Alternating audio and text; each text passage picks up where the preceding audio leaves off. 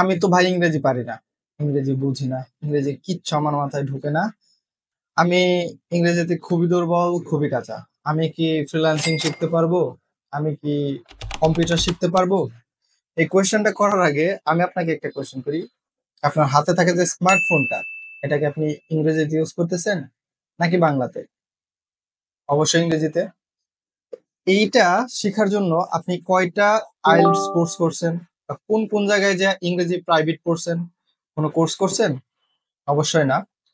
তো কেন আপনি এটা ভাবছেন যে কম্পিউটার শেখার জন্য আপনার আলাদা করে ইংরেজি জানতে হবে, ইংরেজি শিখতে হবে, বা ফ্রিল্যান্সিং করার জন্য আপনার আইএলটিএস কোর্স করা লাগবে? এমন কিচ্ছু না। আপনার জাস্ট বেসিক কিছু ইংরেজি নলেজ থাকলেই এনাফ। আপনাকে জাস্ট এর থেকে জেড পর্যন্ত সবগুলো অক্ষর চিনতে হবে, আর ছোট ছোট রেগুলার লাইফে ইউজ করি এমন কিছু শব্দ সম্পর্কে আইডিয়া থাকতে হবে।